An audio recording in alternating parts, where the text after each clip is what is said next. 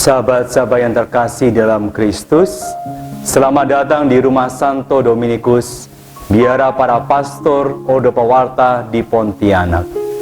Hari ini kita akan merenungkan 7 kata-kata terakhir dari Yesus Kristus saat Yesus disalibkan.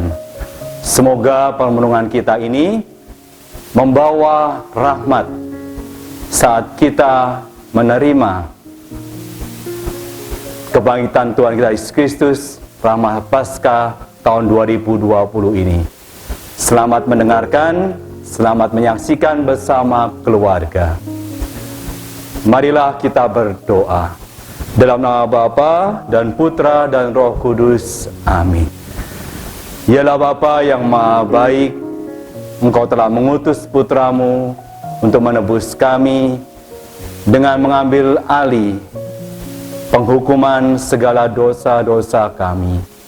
Kami bersyukur atas rahmat ini, di mana Kristus menjadi penebus dan penyelamat kami dalam kehidupan kami.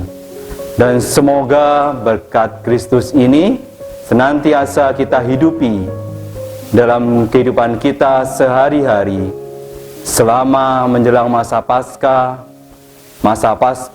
dan sampai selanjutnya.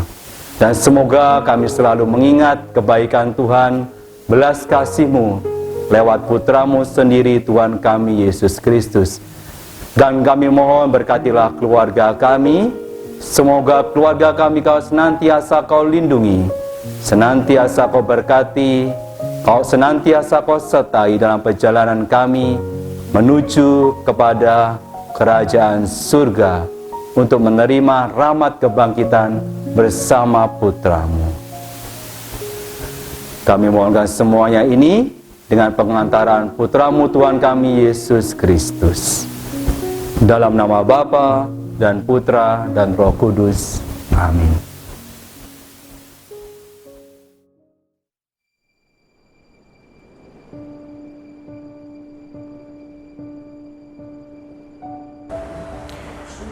Saya mau ngajak teman-teman sekalian untuk suatu thought experiment. Oke, kita coba bayangkan misalnya tidak ada kata pengampunan di dunia ini.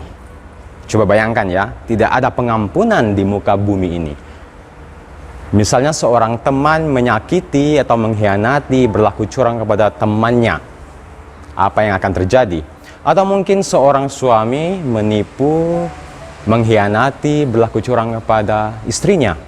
Atau kita mencoba untuk mengambil konteks yang lebih besar. Misalnya, seorang pemimpin negara menipu konstituennya. Apa yang akan terjadi terhadap negara itu? Atau antara satu negara berlaku curang dalam suatu sistem politik kepada suatu negara yang lain. Apa yang akan terjadi?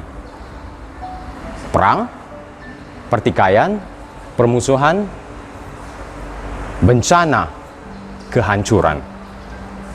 Jadi kalau kita pikir-pikir, pengampunan adalah suatu hal yang sangat logis, yang benar-benar harus kita hidupkan dalam relasi kita terhadap sesama.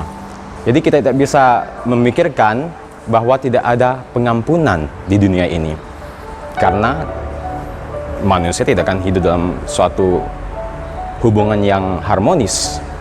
Akan selalu ada pertikaian setiap hari. Jadi suatu pilihan yang logis apabila kita menghidupkan pengampunan, terutama apabila kita melihat siapa diri kita sebagai manusia yang hidup sebagai manusia yang tidak sempurna. Kita hidup di masyarakat yang tidak sempurna. Diri kita juga tidak sempurna, kita melakukan kesalahan-kesalahan. Terkadang juga kesalahan kita lakukan adalah kesalahan-kesalahan fatal. Tapi pengampunan sebagai suatu pilihan yang logis mengajak kita untuk melihat kembali betapa pentingnya relasi.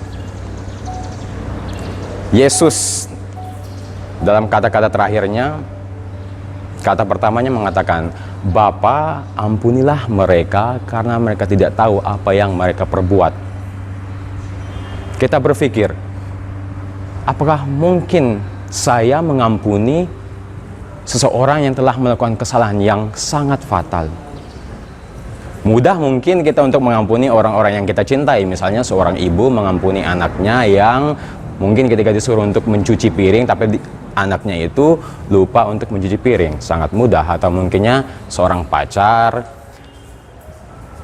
seorang cowok mungkin yang lupa untuk datang tepat waktu ketika pacarnya mengajak untuk nonton di bioskop, nonton film gitu. Sangat mudah untuk mendapatkan pengampunan. Mengampuni orang-orang yang kita cintai, orang-orang yang dekat dengan kita adalah hal yang mudah. Tapi apakah mudah untuk mengampuni musuh kita, orang yang tidak kita kenal? Mungkin suatu kesalahan yang kecil saja yang dilakukan oleh orang yang tidak kita kenal, atau mungkin musuh kita, orang yang tidak kita sukai. Kesalahan yang kecil itu kita akan jadikan suatu kesalahan yang besar. Nah, yang lebih berat lagi, pengampunan bagi orang yang benar-benar menyakiti kita, mengkhianati kita, atau kesalahan yang dilakukan terhadap kita adalah suatu kesalahan yang fatal. Tadi pada thought experiment, contoh yang kita kondisikan di masyarakat dan sebagainya, sebenarnya pengampunan adalah suatu pilihan yang logis. Tetapi apabila kesalahan yang dilakukan adalah suatu kesalahan yang fatal, yang kita pikir-pikir tidak mungkin adanya suatu pengampunan, perintah Yesus untuk mengampuni adalah sesuatu yang tidak logis, adalah sesuatu yang tidak pasti. Tapi teman-temanku sekalian, bukankah setiap hari kita berdoa Bapa kami, kita diajak untuk menghidupi pengampunan? Kita berdoa, ampunilah kesalahan kami, seperti kami pun mengampuni yang bersalah kepada kami. Kita jangan sampai lupa ada tanggung jawab dalam relasi kita terhadap sesama. Ya, kita punya hak. Bapa, ampunilah kesalahanku. Adalah hakku untuk meminta Bapa untuk mengampuni kesalahan-kesalahanku. Karena aku adalah anaknya. Bapa menciptakan aku, Bapa menjadikan aku anaknya. Tapi di dalam doa Bapa kami, kita diingatkan untuk tidak lupa akan tanggung jawab kita terhadap sesama kita. Jikalau kita punya hak untuk meminta Bapa untuk mengampuni dosa-dosa kita, kesalahan-kesalahan kita, sebesar apapun, seberat apapun, sefatal apapun, kita jangan lupa akan tanggung jawab kita, mengampuni sesama kita yang telah bersalah kepada kita. Hak kita, tanggung jawab kita. Tapi saya secara pribadi mau mengatakan teman-teman sekalian bahwa mengampuni seseorang yang bersalah kepada saya itu adalah hal yang susah, tidak mungkin. Mungkin untuk beberapa yang belum pernah mengalami betapa sakitnya dihianati, dicurangi, pengampunan adalah sesuatu yang sangat bisa untuk dilakukan.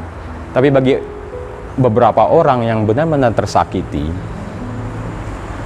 benar-benar terlukai, pengampunan seperti sebuah kata yang sangat idealis yang tidak mungkin bisa dihidupkan. Atau boleh dikatakan pengampunan itu tidak mungkin. Tapi ya begitu, menjadi seorang pengikut Kristus memang susah. Pengampunan datang seperti suatu perintah. Tuhan Yesus sendiri mengatakan kepada Petrus ketika Petrus bertanya, Tuhanku, berapa kali aku harus mengampuni sesamaku yang telah berbuat salah kepadaku? 70 kali? Apa jawab Tuhan Yesus kepada Petrus?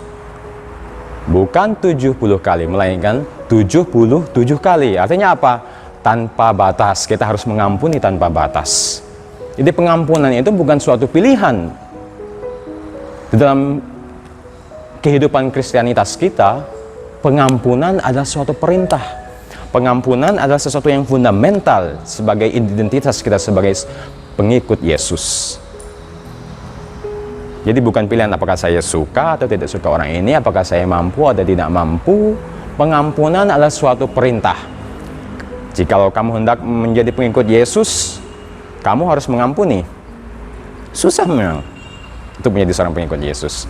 Tuhan Yesus sendiri sudah mengingatkan, jikalau engkau ingin menjadi pengikutku, kamu harus memikul salibmu. Kamu harus menyangkal dirimu.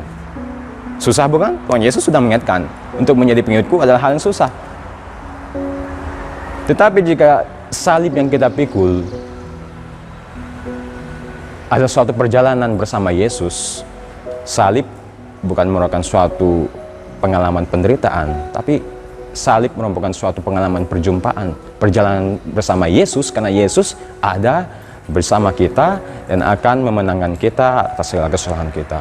Nah, mengampuni sesama yang bersalah kepada kita juga merupakan bentuk memikul salib saya, memikul salib kita.